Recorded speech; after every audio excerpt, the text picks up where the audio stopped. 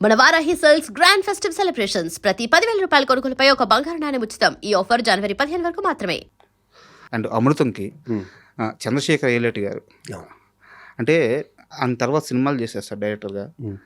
అంటే ఒక మాట అనొచ్చు, సిరివెన్నెల గారి గురించి త్రివిక్రమ్ అంటారు, తెలుగు సినిమాకి సినిమా సాహిత్యానికి నోబుల్ స్థాయి సాహిత్యం రాయగల కవి ఆయన. అలా అమాయకంగా మన దగ్గర ఉండిపోయారు అని చెప్పేసి సిరివెన్నెల గారు మాట అద్భుతం ఆయన చెప్పింది. త్రివిక్రమ్ గారు చెప్పిన అద్భుతం. చిన్నది చెప్పండి సార్. నాది సిరివెన్నెల సీతారామ శాస్త్రి గారు తండ్రి కొడుకులు అనుమతి. వాళ్ళ అబ్బాయి పేరు రాజా, నా పేరు రాజా. అవును సార్. నేను ఎప్పుడు స్టార్టింగ్ అంటే కళ్ళు సినిమాకి తెల్లారింది, నా ఫస్ట్ సినిమాకి తెల్లారింది ఇలా ఉండే పాట రాసింది ఆయనే, పాడింది ఆయనే. దాంట్లో చిన్న క్యారెక్టర్ కూడా చేశారు. అది ఆయనకి కళ్ళు సినిమా అన్నది సిరివెన్నెల సీతారామ శాస్త్రి గారికి 3వ 4వ సినిమా అనుకుంటా సార్. కానీ లొకేషన్లో ఉండేవారు ఎప్పుడు. ఆయనకు అవసరం లేదు, లిరిక్ రైటర్కి లొకేషన్లో ఉండవలసిన అవసరం లేదు. మా ఎంవీరావు గారు మీ గౌరవం అప్పుడప్పుడే పైకి వస్తున్న ఇది ఉంటుంది కదా, దానివల్ల ఇద్దరం కలిసి వైజాగ్ బీచ్లో నడిచినవి కానీ, ట్రైన్ జర్నీలు కానీ, నన్ను వాళ్ళ ఇంటికి తీసుకెళ్ళి, నన్ను రావు గారిని వాళ్ళ ఇంటికి తీసుకెళ్ళింది కానీ, వైజాగ్ దగ్గర అది ఏదో ఊరు ఒక 3-4 గంటల ప్రయాణం అనుకుంటా. దాని తర్వాత మద్రాసులో సీతారామ శాస్త్రి గారితో నా జర్నీ బోరు కొడితే, అప్పుడు సెల్ ఫోన్లు కూడా రాలేదు కానీ ఏదో పిపి ఫోన్లు ఉండి బోరు కొడితే శాలిగ్రామంలో ఉండే వాళ్ళ ఇంటికి వెళ్ళేవాడిని. ఒక 3-4 నందులు వెనకాల కుర్చీ చేసుకుని ఆయన డాడీ నాకు ఎప్పుడో వస్తున్నాను నంది అడిగేవాడిని, ఈ నందులు నీయరా అనేవాడు.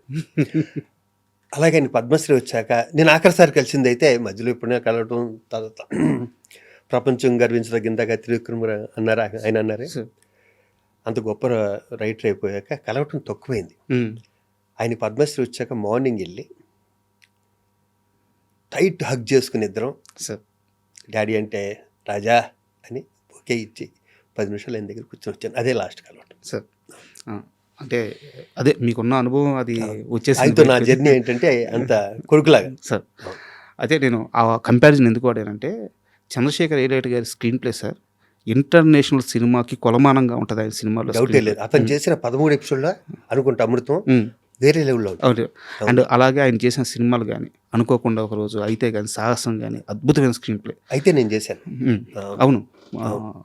అయితే దర్శకుడుగా ఆయనకి రావాల్సినంత సక్సెస్ రాకపోవడానికి కారణం ఏంటి సార్, మీరేమనుకుంటున్నారు? అతను స్లో అండ్ స్టడీ అనుకుంటున్నా సార్. అతను అందరిలా పరిగెత్తే వ్యక్తి కాదు. నేను అబ్జర్వ్ అబ్జర్వ్ చేస్తుంటాను చంద్రశేఖర్ని. మ్యాక్సిమం ఒక 3 months అంటేగా, 13 ఎపిసోడ్స్ అంటే 3 months 4 months తర్వాత ఆయన సినిమాలు కూడా వచ్చినాయి కదా. తర్వాత ఒక సినిమా చేశాను. తర్వాత చాలా పద్ధతిగా ఉంటాడు, silence, slow and study. First copy అతను చూసేసాక సినిమా స్టార్ట్ చేస్తాడు. అతనిలో నేను అబ్జర్వ్ చేసినది ఈవెన్ ఎపిసోడ్ కూడా ముందే చూసేస్తాడు, ముందే అతను చూసేస్తాడు. Very talented, very talented sir. అవును. మీరు ఎందుకు సార్ అసలు సినిమాలు చూడరంటే? ఏమో, మనం వచ్చి చూశాను ఇక్కడ, మనం చూశాను మధ్య 2 సినిమాలు చూశాను. అలాగా సార్, నాకు తెలిసి మీవే చాలా సినిమాలు కూడా మీరు చూసి ఉండలేదు అని చెప్పి నాకు తెలిసి. చూడలేదు, నేను డబ్బింగ్లో చూసాక సరిపోతుంది అనుకుంటాను. ఎత్తుకో, నాకు అస్సలు ఈ ఫీల్డ్లో ఉండి సినిమాలు తక్కువ చూసినలో నేను ఒకటి. దీని మీద ఒక పెద్ద గొడవ కూడా జరిగింది ఒక మూమెంట్లో. ఎవరు, ప్రకాష్ రాజు, రవితేజ సముద్రం షూటింగ్లోనే. ఈడ అసలు సినిమాలు చూడడం ఎందుకో చూడను, దానికి వెళ్ళి మంచి సినిమాలు చూస్తాను సార్. ఇప్పుడు మనం ఒక ఎగ్జామ్ రాస్తాం సార్, మార్క్స్ అయితే చూసుకోవాలి కదా. చూసుకోవాలి. అంటే ఇప్పుడు మీరు సినిమా చేయడం అనేది ఎగ్జామ్ లాంటిది అయితే, తెర మీద చూసుకొని ఆడియన్స్ రియాక్షన్ అనేది మార్క్స్ లాంటివి. మీరు ఆ రియాక్షన్ నుంచి అవి పట్టుకోకపోతే లెర్నింగ్ అనే ప్రాసెస్ మీకు ఎక్కడి నుంచి వచ్చింది? సో మీరు అచీవ్ చేశారు, సక్సెస్ అయిపోయారు. సో ఎక్కడి నుంచో నేర్చుకున్నారు మీరు. అయితే మీరు చేసిన సినిమా నుంచో, లేకుంటే వేరే వాళ్ళు చేసిన సినిమా యాక్టింగ్ నుంచో మీరు ఏం నేర్చుకోలేదు.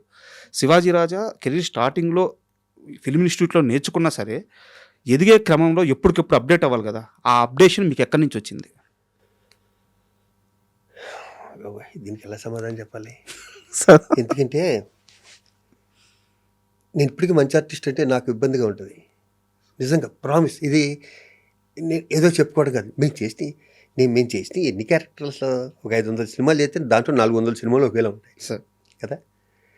ఇంకో 100 సినిమాల్లో ఒక 25 హిట్ అయి ఉండొచ్చు. 25 అక్కడ కృష్ణవంశీ లాంటి వాళ్ళు నన్ను మౌల్డ్ చేసుకుని, ముత్యాల సుబ్బయ్య గారు కూడా గొప్ప క్యారెక్టర్లు, ఎస్వి కృష్ణారెడ్డి గారు ఇది ఇచ్చిన క్యారెక్టర్లు తప్పితే నేను ఇంకా ఇంకా నేర్చుకోవచ్చు అనటం కూడా ఇబ్బందికరమైన ప్రశ్నే. కానీ ఎప్పుడూ నేర్చుకుంటూనే ఉండాలి కదా. అలా అని నేను ప్రతి సినిమా చూడకపోవచ్చు, కానీ నానా పాటేకర్ సినిమాలు మొన్న వచ్చి సూపర్ డూపర్ హిట్ అయ్యి 200 కోట్ల సైడ్ పరిగెడుతుంది సార్. మన హిందీ సినిమా. అవును, అది చూశాను నేను ఆ సినిమా. ఆ మంచి సినిమాలు మిస్ అవును, ప్రతి సినిమా చూడండి అంతే. సార్. అవును, ప్రతి సినిమా చూడండి. మా శ్రీకాంత్ అన్ని సినిమాలు చూస్తాడు. శ్రీకాంత్ ఎక్కువ కంపల్సరీ చూస్తాడు. నేను అంటే తన ఇంట్లో కీప్ కూడా ఉండటం వల్ల మిస్ అవడు సినిమా. అవునవును. అండ్ కంటిన్యూటీగా వచ్చేలేకే ఒక ఫ్లో మిస్ అయింది సార్. అయ్యా అమృతం సీరియల్లో అంజీ క్యారెక్టర్ చేసిన గుండు హనుమంతరావు గారు సార్. ఆయన అంటే నేను కాస్త ఓపెన్గానే మాట్లాడుతున్నాను. ప్లీజ్. ఆయన కెరీర్ అంతా సినిమా పరంగా చూసుకుంటే వచ్చిన పేరు ఒక ఎత్తు అయితే, ఓన్లీ అమృతం సీరియల్లో వచ్చిన పేరు ఒక ఎత్తు. అలాంటి పాత్రలో మీరు స్టార్టింగ్ నుంచి ఆయనతో కలిసి వర్క్ చేశారు. ఆ సక్సెస్ తీసుకునేటప్పుడు ఆయన ఆనందం ఎలా ఉండేది? ఎందుకంటే అంత పెద్ద సక్సెస్ ఆయన సినిమాల్లో చూడలేదు. చేశారు, చాలా క్యారెక్టర్లు చేశారు, బట్ ఇంత సక్సెస్ ఎప్పుడు సినిమాల్లో చూడలేదు ఆయన. ఎంత ఆనందంగా ఫీల్ అయ్యేవారు ఆయన? మా ఇద్దరు కాంబినేషన్ అలాంటిది సార్. హనుమంతరావుది నాది. విచిత్రం ఏంటంటే బయట కూడా మా ఇద్దరం అలాగే ఉంటాం సార్. బయట కూడా మా ఇద్దరు వెళ్ళి ఉంటానికి కారణం ఏంటంటే, నా ఫస్ట్ పిక్చర్ కలులో యాక్ట్ చేశాడు తను. ఓకే. హనుమంతరావు న్యాచురల్గా ఫస్ట్ పిక్చర్ చేసిన ఆర్టిస్టులు ఉంటారు కదా, వాళ్ళ జర్నీ లైఫ్ లాంగ్ ఉంటుంది. వాళ్ళ జర్నీ ఎక్కువ ఉంటుంది, ఎందుకంటే ఫస్ట్ సినిమా కదా, అందరికీ కొత్త. అవును. కలిసి ఉంటాం. ఒక కొంచెం పెద్దగా ఏమవుతుందంటే, కొంచెం ఒక 10 సినిమాలు చేశాక వేరే ఆర్టిస్టులు వచ్చినా కూడా కొంచెం దూరంగా ఉంటారు, రిలేషన్ ఇంత మెయింటైన్ అవ్వదు. నాకు ఫస్ట్ సినిమా చేసిన వాళ్ళందరూ ఇప్పటికీ ఫోన్ చేస్తుంటారు, ఉన్నవాళ్ళు మాత్రం. ఖచ్చితంగా సార్, ఆ ఫీల్ ఉంటుంది. అది హనుమంతరావు నాకు ఆ బాండ్ ఉంది ఫస్ట్ నుంచి. సార్. మీ ఇద్దరం బోల్డ్ అని సినిమాలు చేసాం. కృష్ణారెడ్డి గారి సినిమాలు ఒక 20 సినిమాలు చేస్తుంటాం మీ ఇద్దరం కదా. మా ఇద్దరు ఆ బాడీ లాంగ్వేజ్ది, నాదేమో భీమవరం టైప్ ఆఫ్ టచ్, అతనిదేమో కృష్ణా డిస్ట్రిక్ట్ టచ్. చాలా సినిమాల్లో మా ఇద్దరితో ఉంటాయి. వాడితో చేయటం, నేను హనుమంతరావు చేయటం నేను చాలా కంఫర్ట్. అవునవును. అలాగే నా ఓన్ సీరియల్స్ అన్నింటిలో హనుమంతరావు చేశాడు, నా ఓన్ ప్రొడక్షన్ అన్నింటిలో హనుమంతరావు చేశాడు. అండ్ సినిమాల విషయానికి వస్తే సార్, కల్లు సినిమాతో హీరో అయ్యారు. హీరోగా సస్టైన్ అవ్వడానికి నాకు తెలిసి ఒక 4 నుంచి 5 సంవత్సరాలు లేదా ప్రయత్నించారు, కొన్ని ప్రయత్నాలు అయితే చేశారు మీరు. బొబ్బిల్ రాజా తర్వాత మీరు ఒక సపరేట్ ట్రాక్ తీసుకున్నారు, అంటే ఒక పెద్ద సక్సెస్ వచ్చింది బొబ్బిల్ రాజాతో ఆర్టిస్ట్గా, అంటే హీరోగా కాకుండా ఆర్టిస్ట్గా పెద్ద సక్సెస్ వచ్చింది. నిజానికి ఆ సక్సెస్ రాకుండా ఉంటే బాగుండేదే? ఇది చాలామంది అన్నారు ఈ మాట, ఇది చాలామంది అన్నారు మాట, కొత్తలో చాలా గ్యాప్ తర్వాత మీరు అంటున్నారు మాట. నాకు తెలిసి మీడియాలో ఎక్కడ నేను వినలేదు, మీ తోటోళ్ళు. చాలా మంచి క్వశ్చన్ ఇది. మీరు ఇక్కడ గుర్తుపెట్టుకోవాల్సింది ఏంటంటే, శివాజీ రాజా అన్న వ్యక్తికి బ్యాక్గ్రౌండ్ లేదు సార్. మా ఇంట్లో ఎవ్వరు సినిమా ఫీల్డ్కి సంబంధించిన ఒక్కరు కూడా లేదు, తెలియదు కూడా వాళ్ళకి, సినిమాలు చూడటం తప్పితే. నేనేదో అటు ఇటు తిరిగి ఏదో వర్కౌట్ కాకి వచ్చిన బాబతులో నేను ఒకరిని. చదువు అబ్బగా దబ్బగా అల్లరి చిల్లరగా తిరుగుతూ ఏదో ఒకటి దొరికిపోతుందా అని పట్టుకున్న తాడు దొరికింది ఇక్కడ. ఇలాంటి టైంలోనూ కొంచెం ఫైనాన్షియల్ ప్రాబ్లమ్స్ ఉంటాయి. నేను హీరో కళ్ళు తర్వాత నేను 8 నెలలు వెయిట్ చేశాను. వెయిట్ చేశాక హీరోగా ఛాన్స్ వస్తుందని, గుడ్డోడి సినిమాలు ఎన్నో వస్తాయి, 10 ఏళ్ళు కూడా వస్తుంది అంతే. నేను మళ్ళీ ఆ సినిమాలో నేను కళ్ళునోడు కాబట్టి ఒక ఆర్ట్ ఫిల్మ్ ఏదైనా తీద్దాం, భారతీ రాజా గారి దగ్గర నుంచి కవర్ వచ్చింది. కానీ పక్క వాళ్ళు ఎవరు ఏమన్నారంటే, దానికి నాకు తెలిసింది, ఇంతవరకు నువ్వు వేరే లాంగ్వేజ్ నుంచి తీసి రీమేక్ చేయలేదు కదా, ఇది ఎందుకు చేస్తున్నావు అంటే సినిమాకి వింది. లేకపోతే ఆ భారతీరాజు గారి సినిమాలో చేసేవాడిని క్యారెక్టర్. రెండోది ఏంటంటే, నెలొచ్చే రోడ్డుకి మెస్ బిల్ కట్టాలి, ఇంటర్నెట్ కట్టాలి, బండిలో పెట్రోల్ పోయాలి కదా. ఇవన్నీ సక్రమంగా జరగాలంటే వచ్చింది క్యారెక్టర్ వచ్చినట్టు చేయాలి. నేను అప్పటికి గాంధీరాజు గారు నాతో విధాత అని సినిమా తీశారు, హీరో. కానీ దాని తర్వాత కూడా హీరో వచ్చింది, రాఘవేంద్రరావు దాంట్లో ఒంటరి పోరాటంలో ఇలా చేశాను నేను. ఎక్కడో గ్యాప్ వచ్చేది ఆ హీరోకి విలన్కి మధ్యలో. అంతవరకు నేను కామెడీ క్యారెక్టర్లు చేయలేదు. రామానాయుడు గారు సురేష్ ప్రొడక్షన్స్కి రమ్మని చెప్పి, ఈ మెయిన్ క్యారెక్టర్ బొబ్బిల్ రాజులోను శివాజీరాజుతో ఏందామంటే, అప్పుడు ఈవివి సత్యనారాయణ కూడా డైరెక్షన్ డిపార్ట్మెంట్లో ఉండేవాడు.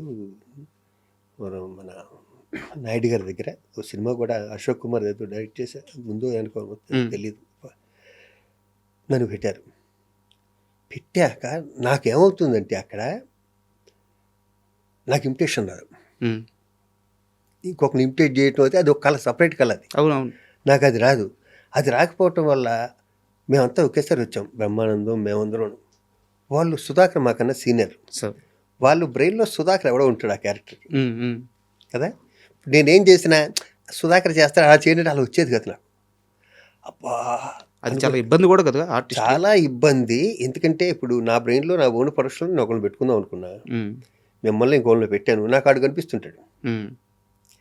నువ్వు అలా చేయాలంటే ఆడుండగా నేను ఎందుకు అలా చేయటం? అంతే కదా. మా సుధాకర్ ఉండగా నేను ఎందుకు అలా చేయటం? అక్కడ నలిగిపోయి ఏదేదో చేస్తే ఏదేదో అయింది, మొత్తం సినిమా హిట్ అయింది. సినిమా హిట్ అవ్వటం వల్ల పేరు వచ్చింది తప్పితే నా క్యారెక్టర్కి ఓహో అని పేరు అవటం 2-3 సీన్లోను, ఆ మాజీశ్రీ గారు ఉండే సీన్లోను, ఆ గుమ్మడి గారు ఉండే కొన్ని సీన్లు ఉంటాయి 2-3. వెంకటేష్ బాబుకి విపరీతం టైం, కామెడీ టైం, దాంట్లో కుట్టుకుపోయి పేరు వచ్చింది. దాని తర్వాత ఒక హీరోగా 7 సినిమాలు చేశాను, కామెడీ సినిమాలు. ఒక 100 సినిమాలు అలాంటి ఇది కోటా కొడుకు, వీడు మంచోడే కానీ విలన్ బుద్ధులు ఉన్న బుద్ధులు, క్లైమాక్స్లో రివర్స్ అవుతాడు, యావండి ఆవిడ వచ్చింది సోహన్ బాబు గారి కానీ బుల్రాజులు కానీ అన్నీ ఒకటే క్యారెక్టర్లు వచ్చినాయి. అవును, అప్పుడు ఏమైందంటే ఫైనాన్షియల్గా సెటిల్ అవుతాం కదా బిజీలో.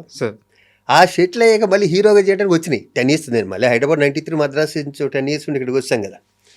హైదరాబాద్ నుంచి మద్రాసు వెళ్ళి మద్రాసు మళ్ళీ హైదరాబాద్ 93కి ఇండస్ట్రీ వచ్చింది, నేను వచ్చానుగా. వచ్చాక కూడా కొన్ని సినిమాలు హీరోగా వచ్చినాయి. దాంట్లో నాకు బాగా మొగుడ్స్ పెళ్ళాంస్ అలాంటి రంగనాథ్ గారు డైరెక్ట్ చేశాడు, అవి ఇష్టం తప్పితే మిగతా సినిమాలు అలా కుట్టిపోయినాయి అంతే ఆ గాలిలో. అవును. And for more videos, please subscribe to iDream. Please subscribe to iDream. Please subscribe iDream. And please subscribe to iDream. For more videos, subscribe to iDream. please like, share and subscribe to the channel. Congratulations, iDream. Subscribe to iDream. Subscribe to iDream. So subscribe to iDream Media.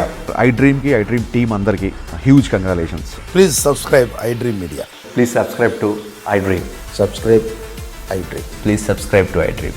iDream అంటే నా కళల ఛానల్ను subscribe చేసుకున్న నోరు తిరుగుతలేదు, మీరైతే గంట గుర్తు కొట్టండి. For more such videos, please subscribe to iDream. Subscribe to iDream. Please subscribe to iDream. Please subscribe iDream Media. Please do subscribe to iDream. Please subscribe to iDream Media. For best entertainment and information, please subscribe iDream. And don't forget to subscribe to iDream.